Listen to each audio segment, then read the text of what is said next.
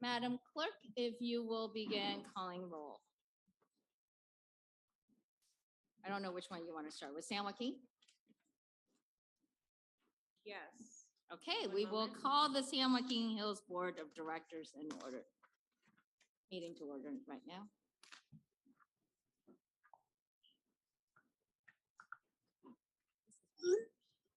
Chair Wong, I'm not on the San Joaquin Board. Oh, wait, Chair Kelly. Or Chair- do I begin? You gonna start with me? I'm here. Start anywhere. I'm gonna start anyway because, I'm just reading my calendar. So go ahead and get started. I'm actually just trying to delay time here. Vice Chair Will O'Neill, Director Connors, Here, Director Heft, Director Hertz, Director Minigar, Director Reynolds, Director Vic Sorick, Alternate Miller, Chair Kelly, Director Bartlett, Here. Director Khan, Director Penaloza, Director Taylor, Director Wagner, Director Chamberlain, looping back, Director Penaloza, He is here. Or he will be shortly. Director Chamberlain,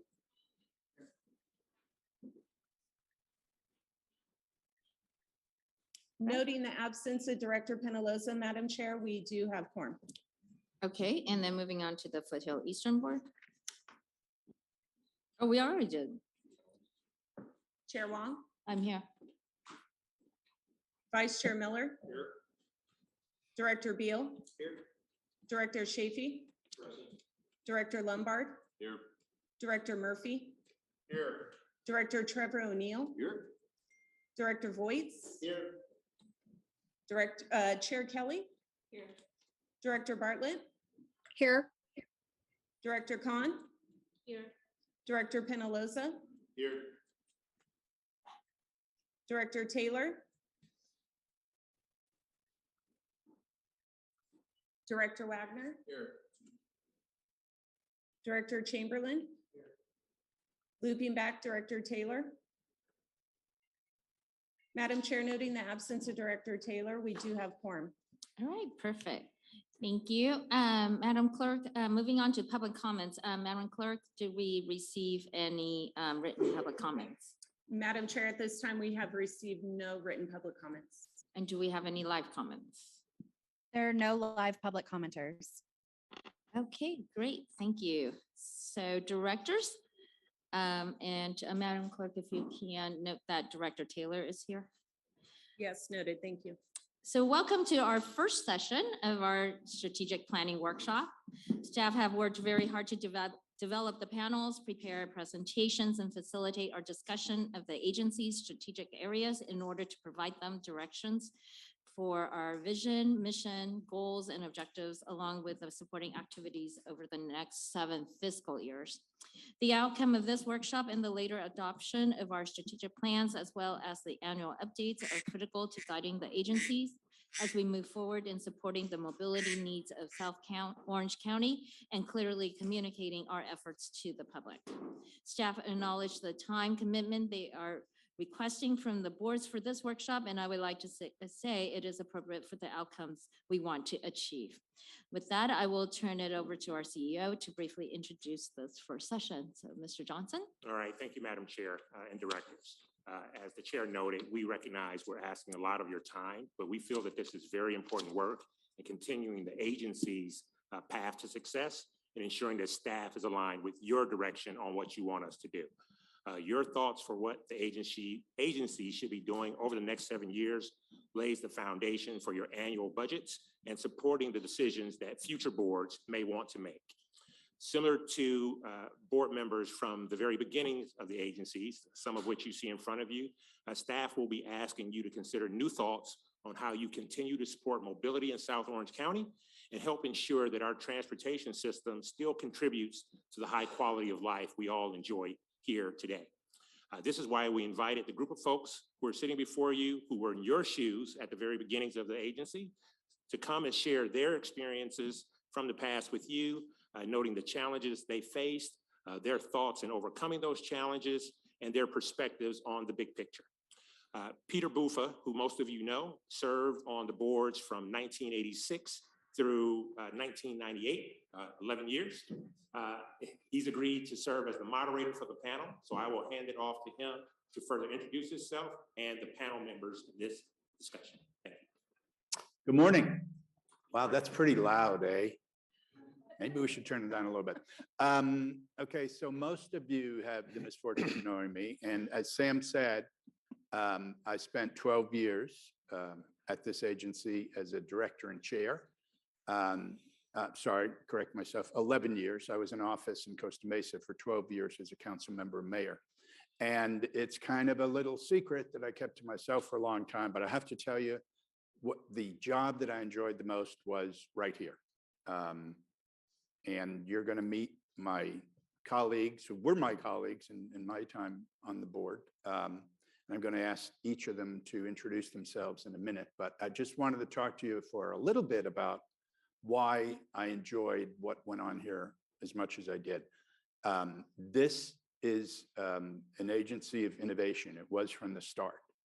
These roads had been intended for years, since the early 60s. Actually, if you look at some of the planning studies, as far back as the late 50s, and they were not happening.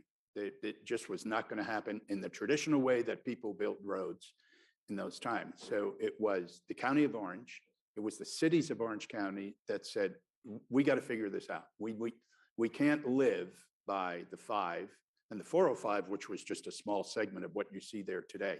That's not going to do it. We need more roads. We need roads that can carry large volumes of traffic, particularly commuting traffic. I hope you'll hear in the course of this discussion how that happened. And I know that you'll hear, because I'll put as much of it in there as I can, what an innovative place this was, and how today, in 2021, the way roads like this are built, not just around the country, but around the world, in many ways started here. We produced so many firsts in how you do this, how you produce this kind of infrastructure at this scale, when there's no help coming. It's not going to be another Interstate Highway Act. It's not coming from Sacramento. When you're a collection of cities in a county, what do? How do you get 60 miles of tollways that cost billions of dollars to build? How do you do that? That was our challenge.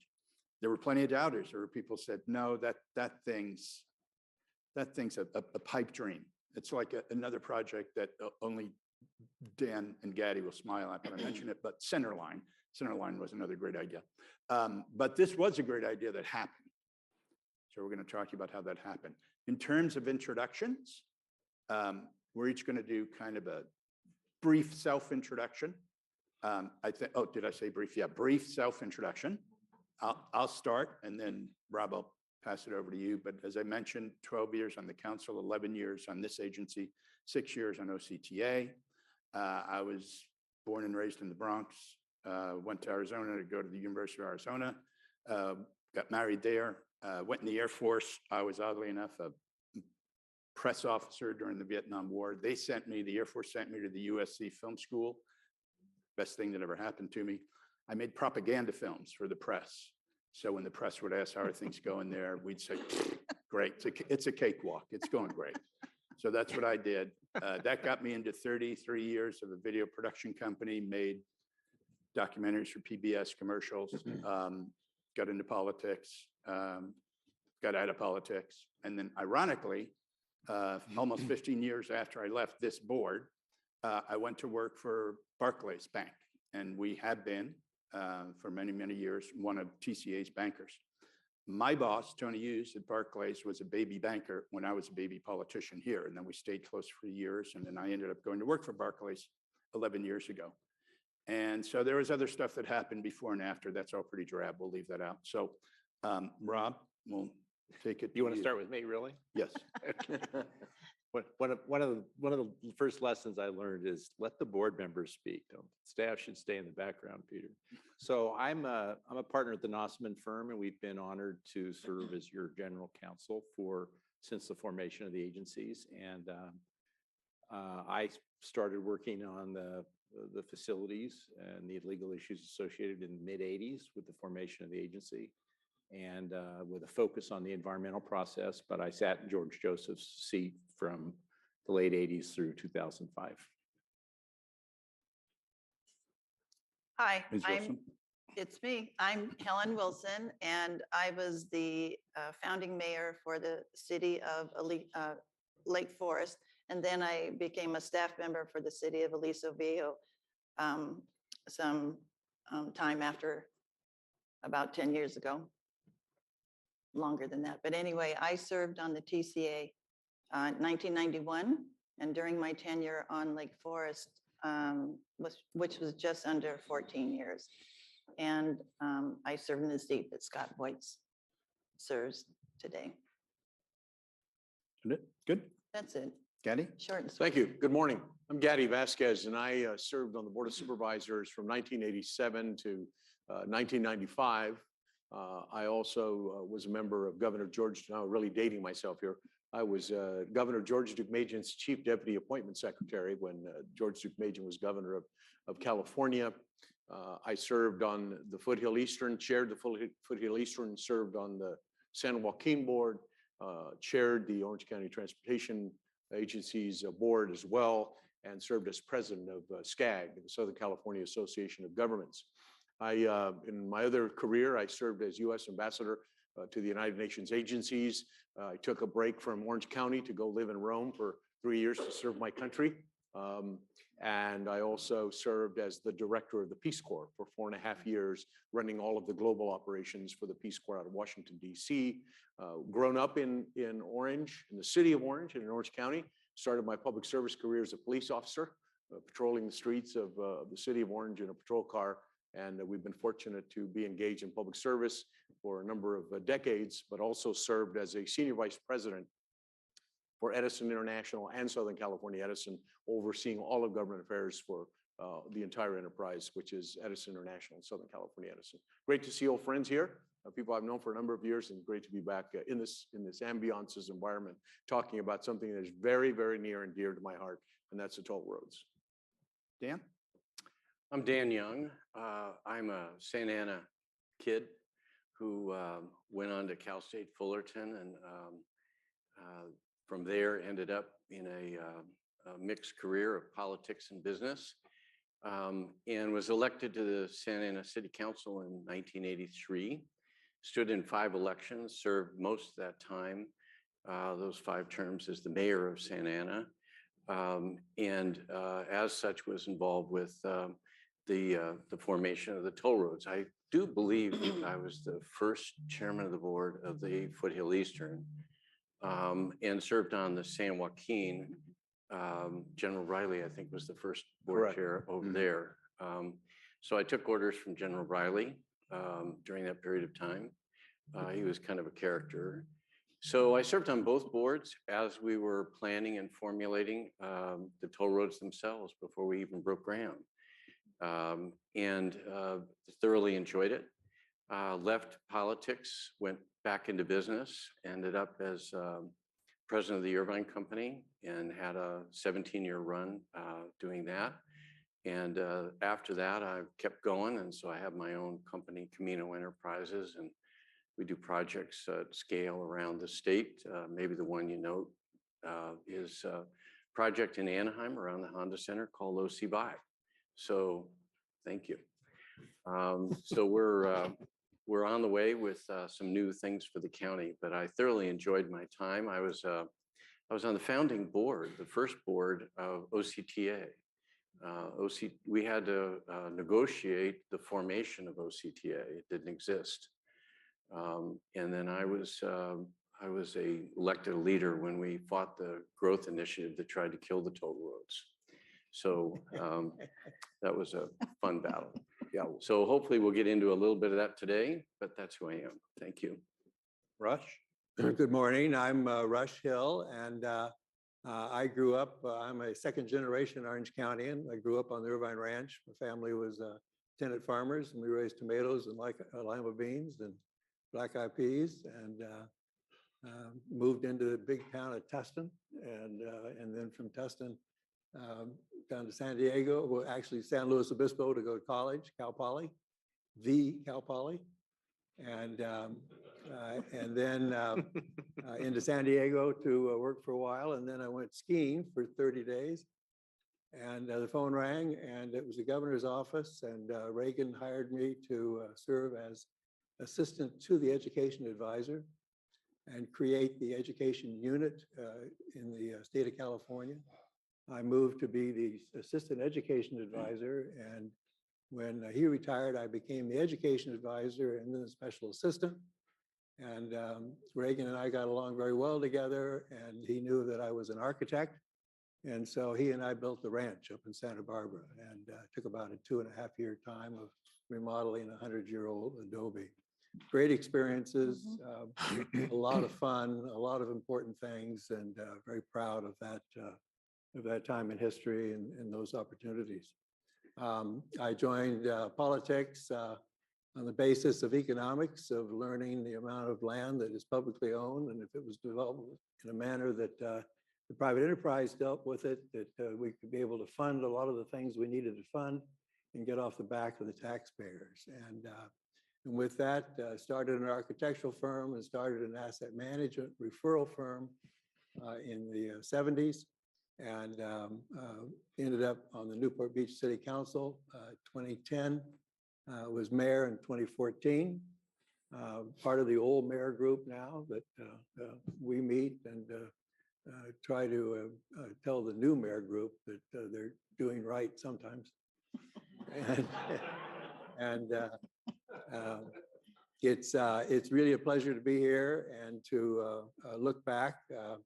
You have to remember that someone my age doesn't even buy green bananas, so I don't know what I can remember, but anxious to get at it. Thank you. Dan, why don't we, and thank you everyone for those bios, some of them were impressive. Dan, why don't we start with you? And that is, I had mentioned this as, in my mind, primarily an agency of innovation, but maybe you could just get into that a little bit more about why everything about this agency, whether it was the financing, the design build, the construction, the O&M, it in many ways was the first. And then, by the way, everyone else join in. I very much would like this to be more of a roundtable discussion than a one at a time series of statements. But Dan, why don't you start things off? So I think maybe the best thing to do is to really quickly set a little bit of the stage of the times and why we had to go to so many innovative techniques. And others will chip in, I hope, with their memories of it. But the state of California got out of the freeway business. I don't know if any of you remember driving through Costa Mesa and watching this big dirt pit sit there forever. The state was not willing to fund big state freeway projects. Orange County was growing tremendously during that period of time. South Orange County was springing up.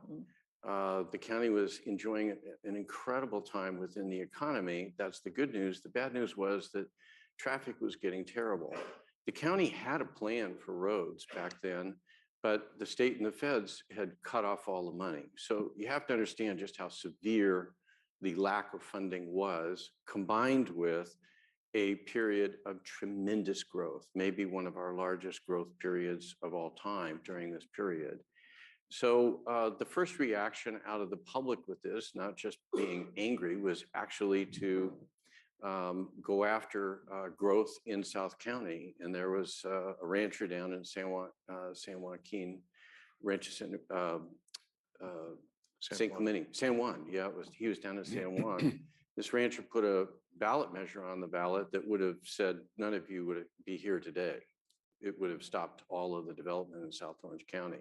And it was targeted very directly at the toll roads. If we can cut off the toll roads and cut off the growth, we don't have to build the toll roads. So a number of us gathered initially to fight that and said, we want to fully develop our county. We want to have this place reach its potential. And we won, we beat it back, but we were left with an assignment. And the assignment was fix it. So from there, we didn't have a well-organized transportation agency. OCTA did not exist. We formed it back then out of the bus company. I think you had a planning department that was called OCTA, but it was just a planning department. So we wanted to have something that could get ready to go after the half-cent sales tax. At the same time, the county then said, look, we don't think that this is going to, the half cents or any mechanism is going to build the toll roads. We've got to do something very creative. So hence the toll road idea came up. That in and of itself was both innovative as well as controversial, as you can well imagine. I think I moved out from the East Coast to avoid those tolls. I hate those tolls. Those tolls never end, right? That kind of stuff. So we had this giant political backlash, but in and of itself, it was an incredible innovation because it essentially said those who use them will pay for them. Well, in Orange County, that took hold politically. It was a conservative place. It was a place where we could sell that idea. And so we got out there with it to sell that idea. We then had to come up with a right way to build it. And because no one wanted anything to do with us, we were left to ourselves to form our own methods, means and methods. So design build was something that we could do because we didn't have to go through Caltrans because they told us to pound sand. Great, we're on our own, let's go. So we wanted to get it to Caltrans standards, but nevertheless not through their methodology. So then we had to put a system in place to augment tolls where we had a fee collection system. And we'll talk about that, I think, as we go along. So each and every piece of this was new. Each and every piece of this was innovative. And each and every piece of this was massively controversial. I remember my first meeting when they came and said, we're going to take all of Southern Santa Ana and put it in to the fee program. And I said, it's 15 miles to the first entry to the toll road. What are you doing? But we were all in this together and we got past all that and we made it a county initiative. And we all hung together politically, we all hung together around the concept, and we knew it was for the greater good of the county. So even cities like myself went into the fee collection system at the time. So that maybe is just a little bit to get it kicked off. Absolutely. And Dan raises any number of good points. But one of them I think might be helpful for you to keep in mind is that you're used to, obviously, a lot of opposing views, opposition from different communities, from some former members of this agency. And I know at times that seems rough and it seems uncomfortable, but at the time, as Dan has explained, we had to not only deal with our constituents, and for the most part, their negative feelings about toll roads, but other agencies. I mean, other agencies were very open and direct in public about the fact that this thing's a Barker. It's not going to happen. It's never going to happen. So it was hard to push through long meetings and complicated issues when that was always hanging over you. So not saying you don't have difficult opposition to deal with today, but compared to the early days, things could be a lot worse. So anyone else on that issue where these roads came? I would just acknowledge that in 1975, for some reason, Caltrans still had my name and address. And they asked me to go to a conference, a futuristic conference up in Northern California. And I had to say that I was very impressed with the individuals in Caltrans that were looking at the future. And they made a presentation showing where mobility needed to go to keep people moving around, and then acknowledged at that point in time in 75 that there was no way that they could fund it. And so we were a group of businessmen and women that were around the table, and they said, you know, our request is you go home and get with whoever you can get and come back and tell us how we could fund this type of activity. And I think actually the very first one that was done was in 91. Mhm.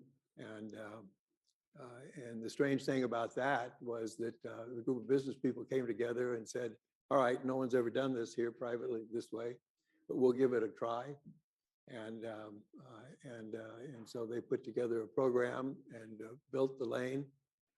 It worked.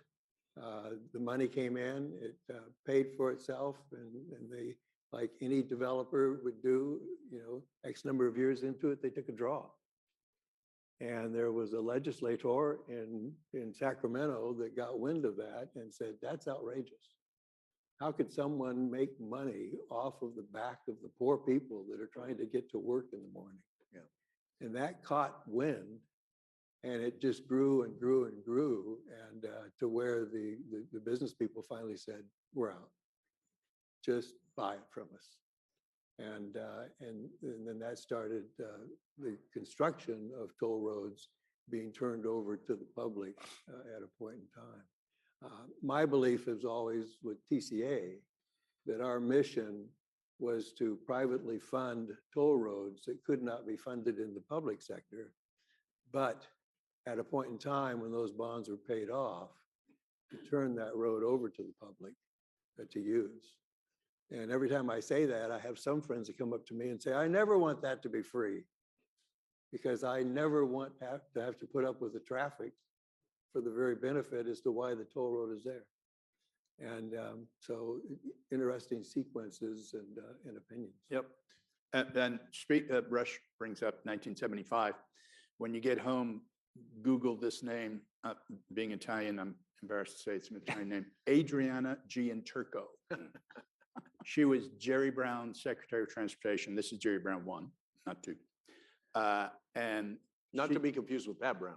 that, yeah. And she was kind of iconic of that agency. They were very direct with counties around the states. When counties came looking for money, they said, we're not building any more roads. We're out of the road building business. Done, finished. Don't ask again. So that was kind of what, as Dan and Rush have said, nobody intended here for these roads to be toll. I mean, it wasn't like a Mickey Rooney and Judy Garland film where they say, hey, kids, let's do a musical. We got some stuff in the garage. We can build sets. It'll be great. Nobody said, let's build a toll road. We knew we needed the roads. We had to figure out how to get them built. So they became the roads that, to a large degree, Wall Street built, an unheard of concept. These became the first modern toll roads in the state of California. There was some,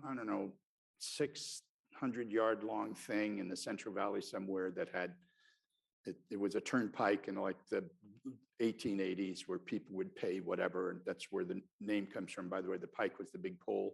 You pay the guy whatever you paid him. And he turned the pike out of your way so you could go through with your team of whatever. That's where turnpike comes from. Isn't that fascinating? I can see it in your eyes, how fascinated you are. You're just absolute rapt attention. So, but beyond that, these were the first modern toll roads in California. So that's, I'm going to use that as a segue. I'm going to kick off the next question, and that's to get back to this idea of innovation.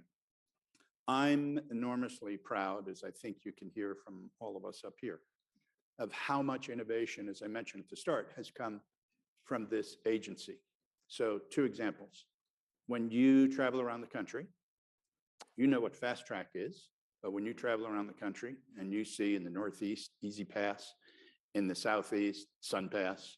My favorite is in South Carolina, they call it Palmetto Pass, because apparently the palmetto palm is their symbol. So they call it Palmetto Pass. But all those passes you see started here. This was the first one. There was briefly an electronic toll collection system in Texas, either North Dallas or North Texas Tollway. That technology didn't last. It was kind of like Betamax and VHS. Betamax lost.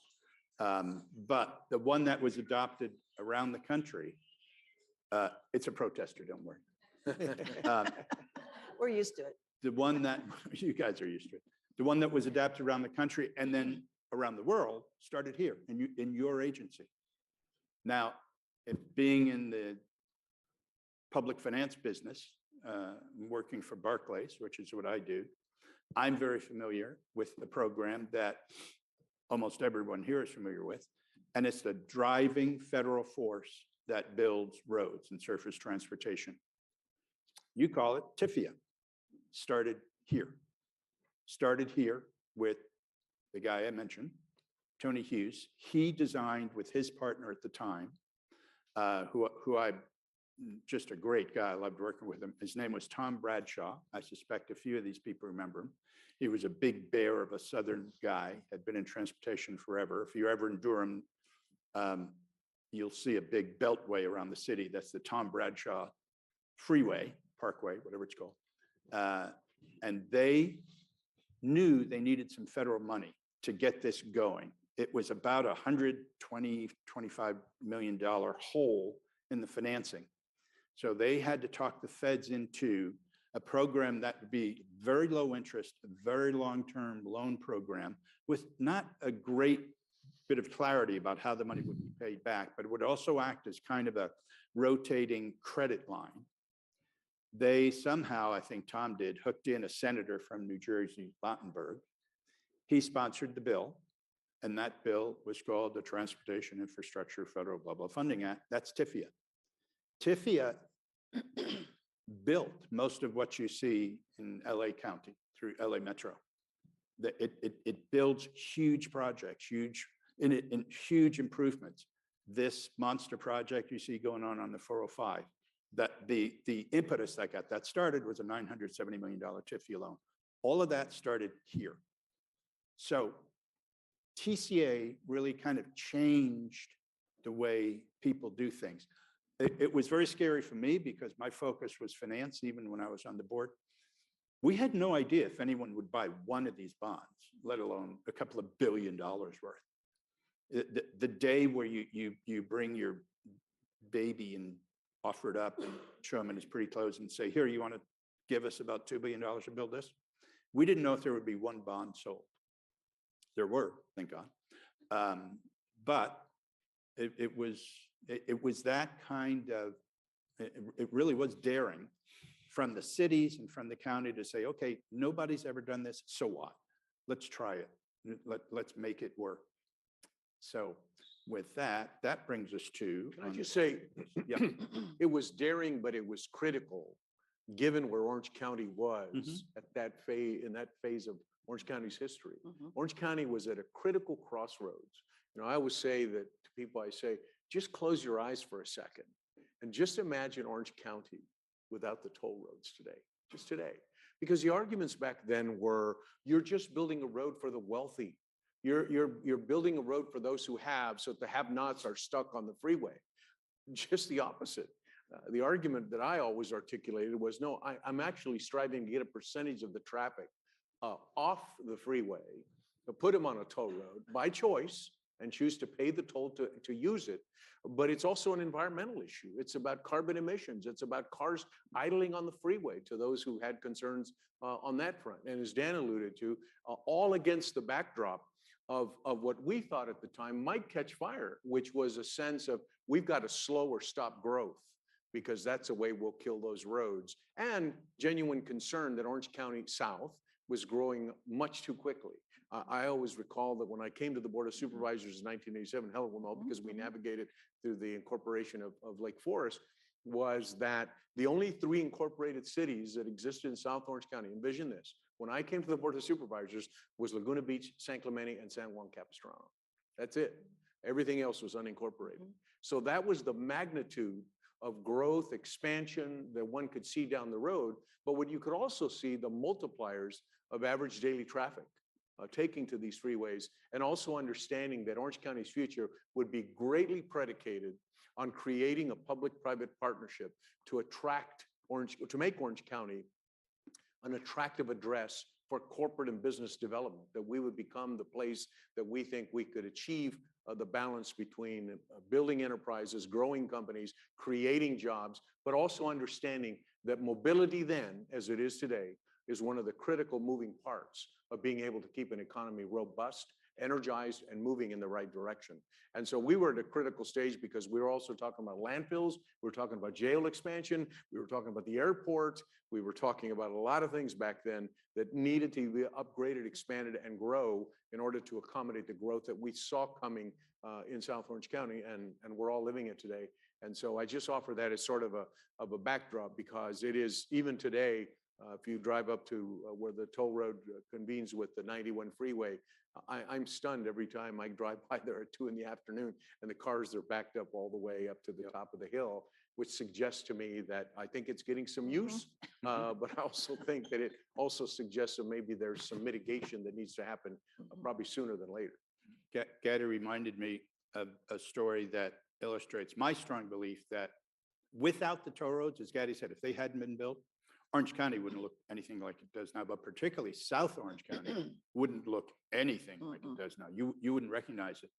A good friend of mine who's a very prominent attorney in Orange County, don't worry, it's not Rob. I'm not picking on Rob. I'm going to leave his name out of it because many of you know him, has a very funny story. And that is he and his wife bought one of the first units in Coda. It wasn't the first, but it was about the 5th or the 6th. This was like in the mid 1980s. And they bought it for a vacation home because it took so long from where they were in Santa Ana to get down there. It was a place you went on the weekend. And you got a little cooler, you make sure you had some water, and you went down to your weekend place. It was tough getting down here. I was reminded driving down here, my wife and I, we live in Costa Mesa. We're coming down to a dinner party in Rancho. This was about 1980. We were driving forever. My wife is getting more and more antsy. And she said, this can't be right. You're lost. She always assumes I'm lost, and she's usually right. She said, you're lost. This can't be right. No, you got to check. There's no GPS. So she made me stop, pull out the Thomas Guide Book of Maps. So, and you know, the print is like that, basically. Okay, finally find out where we are. And I say, no, we're just not there yet. She said, we're not there yet. We're going to be at the border pretty soon. This can't be right. You must be lost. So again, silly stories, but it's an illustration of what this place and this part of this place would look like without the toll roads. So let us take I a want look. to touch a little bit on what Gaddy said, because Sure.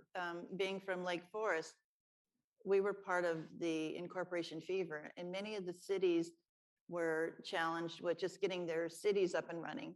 And so we served also on the TCA, and we were dealing with the traffic issues and at the same time dealing with the growth of our cities. And one of the things that we had in common on the board was the fact that transportation was a common issue for all of our cities. And while we had our differences, maybe politically or personality-wise, you know, we had Peter to deal with, but for the most part, we got along and we had respect for each other. So we were able to work in a collaborative effort and together for the regional good of the communities. So I would think that that was a very strong part of why we were successful. And Gaddy also touched on the environment. There were environmental concerns. And the toll road, as you travel through it today on your way to the 91, is a beautiful drive. And there's so much land that was acquired and set aside for the enjoyment of the public that we would never have had a chance to view or to see. And so I like driving on the toll for that reason, and in addition to getting to where I'm going. But at the same time, there was a cooperative effort between the development community, the business community, to set aside land and to, and we can go into more of the environmental things that we did, you know, to preserve the wildlife corridors and to make it a very scenic drive and to enjoy it. So, Sure. So, In fact, Peter, if I could, I want Go to ahead. piggyback on that, because it's one of the things I think I remember the most is exactly what you said. And that is that we all decided that it's okay to compete with each other politically. I was a 32-year-old mayor. I was just ridiculously ambitious. And so I'm looking around politically, just like the rest of everybody. But we came together on a couple of things during that time that mattered. And I think we had a sense that they mattered, that what we did was going to have consequence. And so there was a collaboration amongst people who were competitive politically, whose personalities were different. It was amazing how we were able to kind of pull ourselves together in a collegial way, number one. Number two, and something that for you to reflect on as you think about what you do next, is that we saw this as a great civic project. And when a community, and I say Orange County as a community, decides that they want to have a great civic project happen, in my life's experience here in this county, amazing things happen. I think about the Performing Arts Center in Costa Mesa. I think about Orangewood. I remember how Orangewood happened. We had a marvelous director of the program there who went out into the community and made the case as to what the problem was. And the private sector and the public sector, everybody cleared the decks and we made it happen. The toll roads were the same thing. We all decided that for us to be a vibrant county, economically, culturally, we had to make sure that South County got built and South County got built right. And I say that as the former mayor of Santa Ana. We felt as though if we could create a place, we all would benefit from it economically. So for us and for me and for the colleagues that I had at the time, the toll roads were a great civic project. And so I would just suggest to you, as you think about your time here today, as you think about your strategic planning, what rises to the level of a great civic project for the toll roads next? What's next? I don't know what that is. Really haven't spent time on that question. Been working on a few other things. But I see the responsibility here and stewardship of not just maintaining them, widenings here and there, but what great civic project can you undertake as part of this? At the time, it was pretty wild. It wasn't well defined. We had a problem to solve, traffic. We didn't know how to solve it. Nobody came to the room and said, hey, how about those toll roads? That was a painful conclusion. But we decided that we had to do it, and it rose to the level of civic project. And we did not fight on a partisan basis over that. There were plenty of other things we could pick up to that. But at the time, we decided we're just going to get this done. Anyway. I would underscore, he was a 31-year-old mayor of Santa Ana. I was a 32-year-old county supervisor. But I will tell you that there are many instances that we would go to the executive meeting room and have some sharp conversations about his priorities, our priorities as a county, and Helen had her moments as well. We all did, but at the end of the day, we all got to a place where we could embrace the civic project, that we could see the long view of where this was going to take us. And we could on occasion put our issues aside, if you will, and inform our constituency. And I think that's an imperative too, is that informing the narrative with a constituency out there about why you're doing what you're doing is a critical imperative, and taking that long view.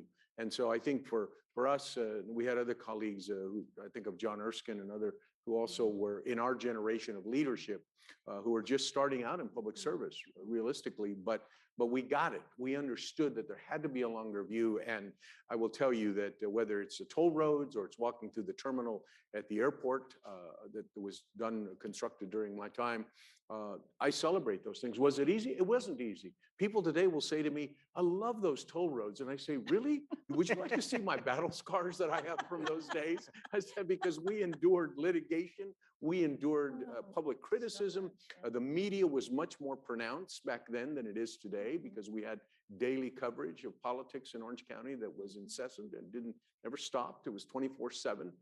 So it was an interesting time, but it was a critical time, because when you take all of the things that were going on at that time, we were building, if you will, framing the architecture of what I think is a very, very special place. And as someone who has lived and traveled globally extensively, I always tell people, we live in a very unique place. Do not kid yourself. This is one of the finest places on earth where you could live and call home. Very, very unique. And it's because of the things that Dan, Helen, and others have articulated that I think are critically important. And I offer that as a perspective. Sure. I want to add one thing to that, then I'm going to turn it over to Rob. I want to get into the environmental issue while we have time. And that is that this is a little delicate, but I'll raise it.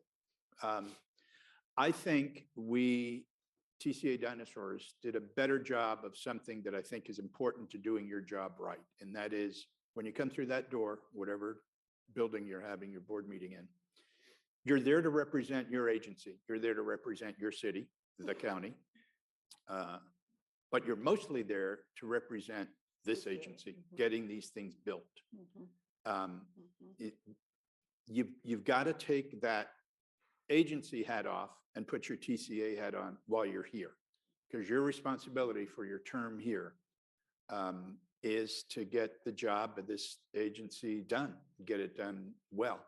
And I was in a situation for my 11 years on here where TCA was not popular with my fellow council members. I mean, kind of similar to what Dan said about, 15 miles to the nearest on-ramp. Costa Mesa developers paid, DIF paid development impact fees for many years. And there is not a square inch of the tow road in Costa Mesa.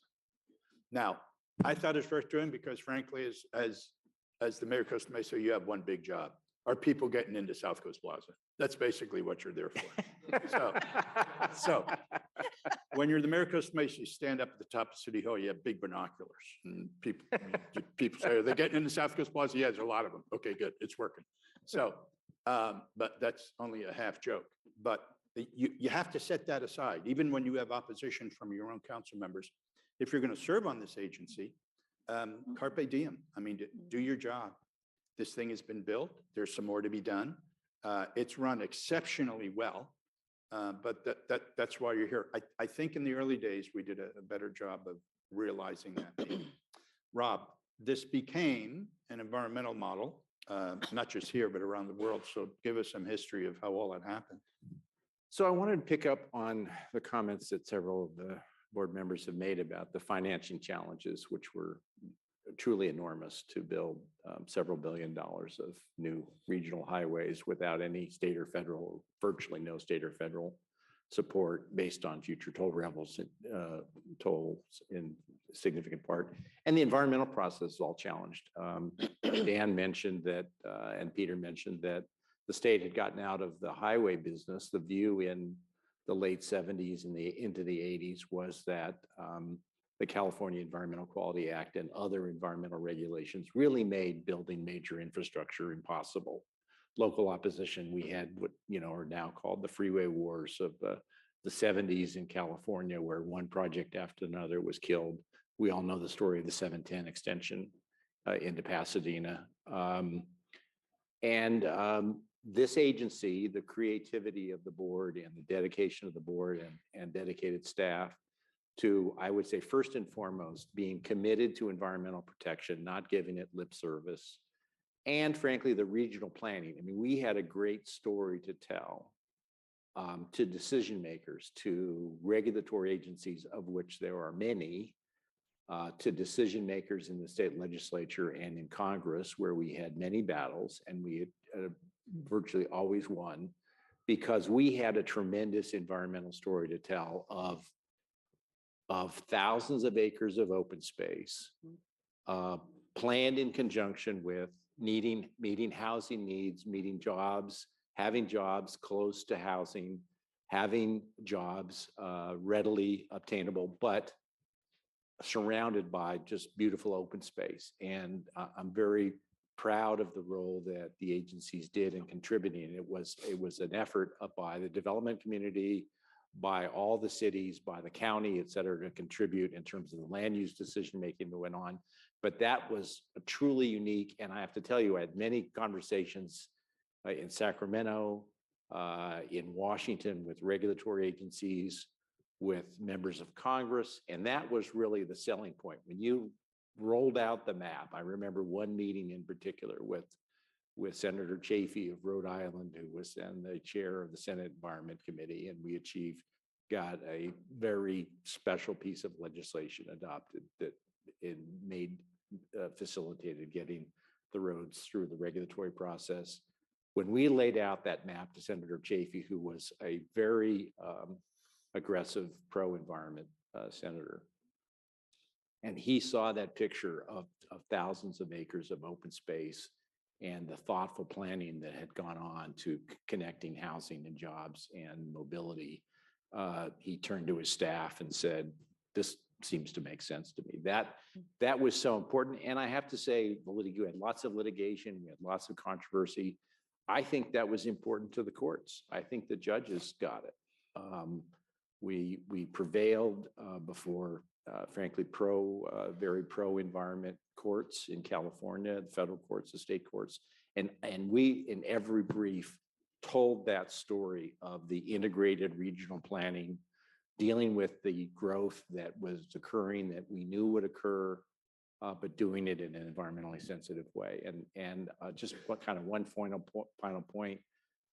This agency did things that at the time people said couldn't be done. People said we had this big fight over the gnatcatcher songbird that frankly was proposed and listed as an endangered species, really to kill these projects. That was the intent of that listing. And folks said, no, you can never mitigate those impacts. The agency engaged in a restoration program at the Coyote landfill. It was a landfill, really had no habitat value. People say you can't restore an old landfill. We had, biologists saying that you can't make that habitable for these birds. And this agency proved them wrong. And again, it was doing things that people hadn't done before and taking a risk. Yep. And going back to something I mentioned earlier, I talked about TIFIA.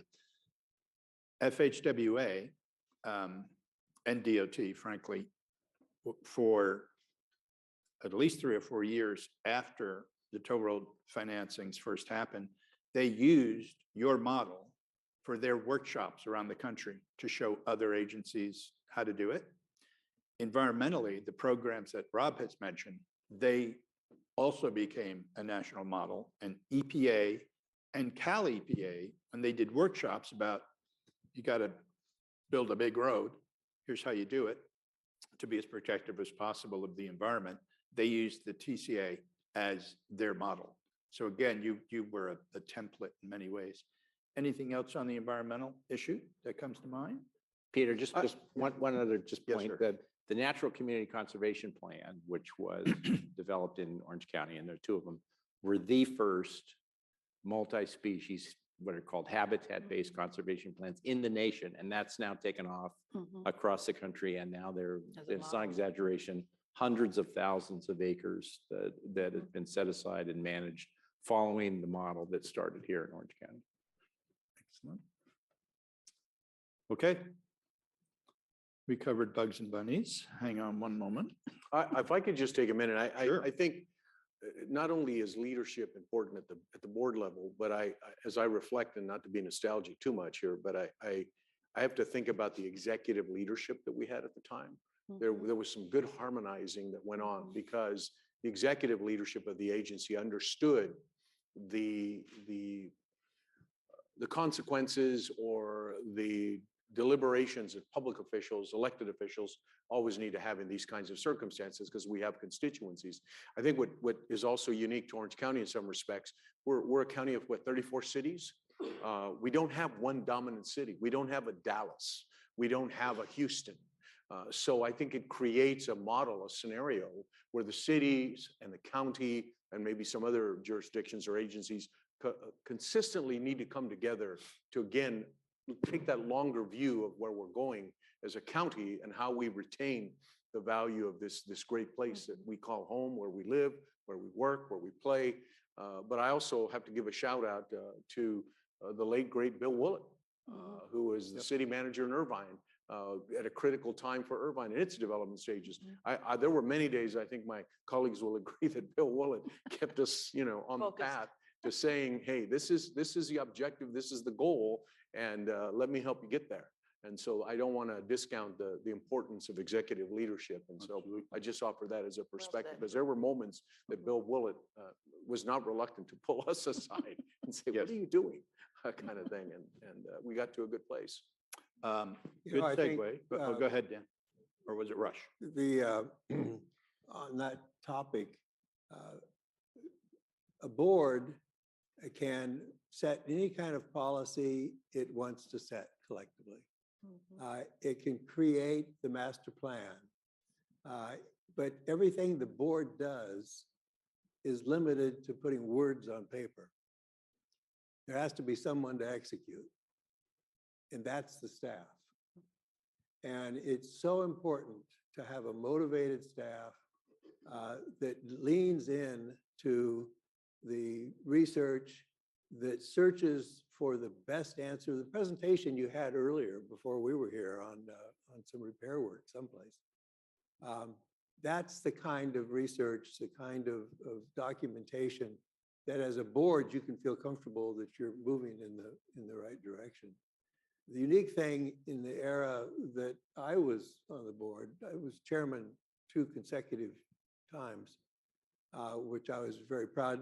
And then I heard one of the staff members say, you're going to do it till you get it right. But the thing that I found that was interesting, that was a little frustrating, is that as you do, we had our supervisors on the board. And one supervisor said publicly, this agency shouldn't even exist. And that's tough to motivate the staff when they feel threatened that maybe someone's going to come in and consume it and take it over. And the other one, it was my job to see if we could just limit the discussions that he loved to pursue. But in any event, you have to keep the staff motivated. You have to keep the best staff, and that's how you get things done. Gaddy, I'm going to ask you to start off this next topic, and we've spent a lot of time talking about the past. Let's set that aside for a moment. What do you think this agency should be doing? What does TCA look like looking forward, not looking backward? Well, I think one of the key elements is to, as I alluded to earlier, is to ensure that there is a level of communication with, one, the board of directors. Secondly, that board members, and I'm not here to lecture, but I think it's important, I suspect most of you do this, which is to keep colleagues informed of where the agency is going, how the board has adopted positions, how it got to certain places. But I also, I still believe that, and some cities do a great job of making sure that the constituency, the citizens of your community, are informed as to where we're going with this agency, with this program, and that the public has an understanding. And as I used to do back then in the day, is to inform my constituents. I represented the 3rd district, which was back then was north of the 91, east of the 55, all the way down to San Juan Capistrano. So it was a lot of it was undeveloped, unincorporated territory. But you can imagine the roads that we're building. Helen and I partnered on what we call the Foothill Circulation Phasing Plan, which is a regional plan of roads, local roads, where Bake Parkway, Trabuco, these roads that you see down here in these industrial areas, they were all part of the FCPP program, which supplemented the toll roads to create the local balance. But we made it a point to communicate with the constituency and use whatever means were available to us to help inform. Fortunately, social media can cut both ways. It can be to your benefit. It can also be to your detriment. But I think when done right, I think communication is still a critical imperative when you communicate with your constituencies out there and the citizens of your communities to understand the why and then articulate the how. And I think that's critically important, because when people have that understanding, I think that was evident. Dan referred to the half-cent sales tax and when we went to the well, 2 or 3 times before it finally passed. And some of you are familiar with that when we sought the half-cent sales tax for transportation. And every time that an election would fail, you'd go back to the kitchen and say, okay, so where did we go wrong? And I think it's fair to say that once a plan was developed that was more strategic in the way that it communicated to the residents of Orange County, in other words, what do I get for supporting this half-cent sales tax? Tell me in very precise and specific terms, what am I going to get? What is the oversight for this? And where do the local dollars come in and what's available to local communities? Once that package came together, boom, the initiative or the sales tax measure passed. And again, it was predicated on informing the public and ensuring that there was this dialogue and narrative with the voters out there who finally approved that half-cent sales tax. And we've reaped the benefits in transportation as a result of that. Yep. Samuel, how much time do we have left? Oh, okay, 90 seconds. Okay, let's get to the fun part. We're going to do 2 rapid fire rounds. First, we're going to start with what you feel is your greatest achievement during your tenure on the board. Don't get into any detail, just say what it is. So Rush, let's start at your end. Motivating the staff. In 2 years, I changed the top leadership twice, unfortunately. But we all ended up good. Yep. Dan? We got it built. Yep. Gaddy?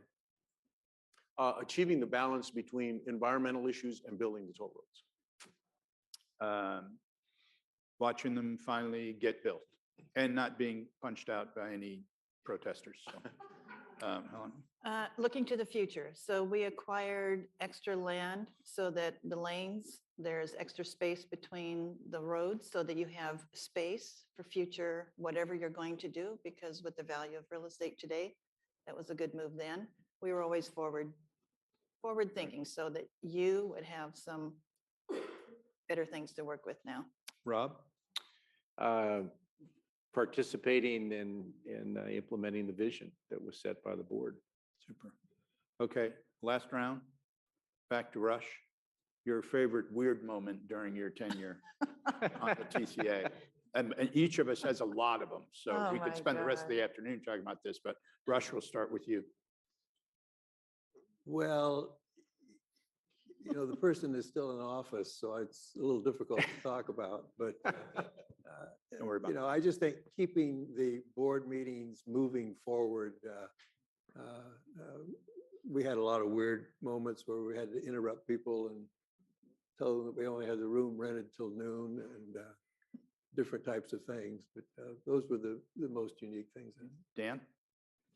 Well, I don't know. I suppose the first thing that comes to mind is that going to a board meeting is the chair and having a South County elected tell me how I have it easy because that elected was getting beat up over the toll roads. And I had just come from a meeting where I was hiring my political consultant to fight off a recall because I had supported the toll roads. So I told him, I said, yeah, I feel I'm in a treasured position. I feel sorry for you. And wondered, what the hell am I doing here? So it was those kind of moments, but we had plenty of them. These were meetings that would draw sometimes hundreds of people. Literally hundreds. Hundreds, and they were, some of it was a little scary. We got to meet some very interesting people in the county. So I would say that just was a little weird from time to time, but I really treasure all of it. Gaddy? Well, there's so many. Tell, gosh. Everything from getting the call to be informed that people had tied themselves, literally chained themselves to the earth movers, had put fluids into the gas tanks of the machinery so the machinery was inoperable, to sitting in a board meeting and having protesters come in with enormous bags of their own form of currency, shall we say, and then dumping it in front of the board to articulate that, we were, to put it in their terms, bought and paid for. And therefore would vote and support the building of the toll roads. So there were many, many moments like that during the course of protests and shout outs that people gave us some uninvited, but they did it nonetheless. I'll give you the 2 of my favorites. I'll do it fast. One is, as mentioned, opponents had a habit of chaining themselves to things. At this time, I was my second term as mayor of Costa Mesa. TCA was in Costa Mesa. A protester had chained himself in the wee hours of the morning to this gateway into the TCA offices. Bill Willett, who was mentioned to you, great guy. I just loved him, but he was hardcore. He calls me at home and he says, Bufa, so here's what's happening. What do you want to do? I said, well, Bill, what do you want me to do? He said, well, I thought I should tell you first. I said, no, call 911. They'll send a policeman probably and a fireman. I said, I'm not going to come down there with a bolt cutter and take care of this for you. And don't you do it either, because I'd rather not kill any protesters. And then also mentioned earlier, Tom Riley, affectionately known as the General in Orange County, long time supervisor, served with Gaddy, was a colleague of many of us here. He was a mentor to me and kind of my seatmate at most TCA board meetings. He couldn't hear very well, although in retrospect, it makes me laugh because he probably heard twice as well as I do now. And he would lean over to me and ask things or make comments in too loud a voice. As Dan mentioned, we had different representatives from different tribes show up. In one meeting, one of their shaman showed up and lit some kind of grass, maybe your sage grass, like incense, and he was chanting when his time for public comment came up, and he was kind of spinning around and chanting. And the general leaned over to me and he said, who is that? Real loud, I mean, right into his microphone. And I'm trying to quiet him down. I said, well, sir, I'm not sure. I think he represents one of the Indian tribes. I said, what he's doing? What is he doing? I said, well, I think it's some kind of an incantation that he's going to. And Tom said, how long is this going to take? I said, well, sir, again, I have no idea. I have nothing to do with him. But it was one board meeting after another like that. Helen? I have a funny thing that I remember. We were having our TCA meeting at Santa Ana City Hall. And yes, we had the bucks, Where it was? the bags of bucks.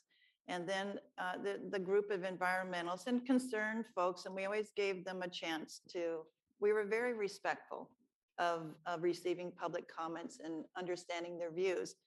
But one time they entered the council chambers where the TCA board meeting was being held with a wheelbarrow full of steer manure.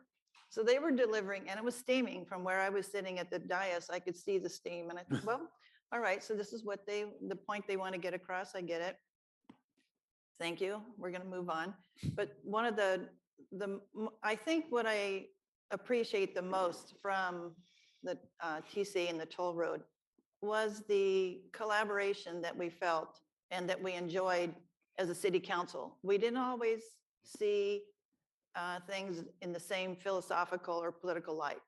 But we came together and we put on the city council, we had a diverse council, but we came together for the good of what regional policies were being set in for the toll road. And so I like the point of Gaddy had mentioned that it's really important for the board members representing the cities to go back and talk to your other board members, your council members, to bring them into the loop. And most of you have some sort of outreach, whether it be print material or social media, to tell the story and keep the community apprised of the progress that's going on with the toll roads, whether it's in your city or not.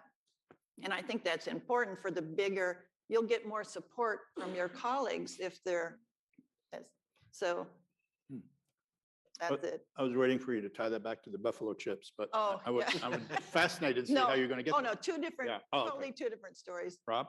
So I'll Strange I'll moment. tell one story that sticks in my mind. For the first San Joaquin financing, which I think was 92, and all of you I know have gone through the roadshow process on the sale of debt. But it was very tough. Frankly, we didn't have the thing locked down. And the day before we were supposed to go to market, the finance team and leadership were in New York. I was back here in Orange County, and there was a call with either Franklin or Fidelity, one of the large bond buyers that we were hoping to purchase, a couple $100 million of San Joaquin bonds.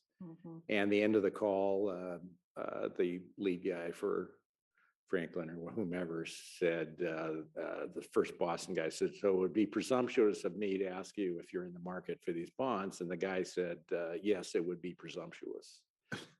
And there are like 30 people on these calls, right? And 6 a.m. in California. And there was silence on the call. And Peter mentioned Tom Bradshaw, who was the lead investment banker for the agencies. Someone said, "Tom, are you on the line?" And Bradshaw said, I'm standing on the ledge, but I'm on the line." I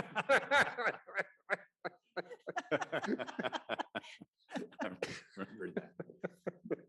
And that is all we have to tell you. I hope some of it was interesting. Thank you very much. Thank you, Peter. Thank you. Thank you so much.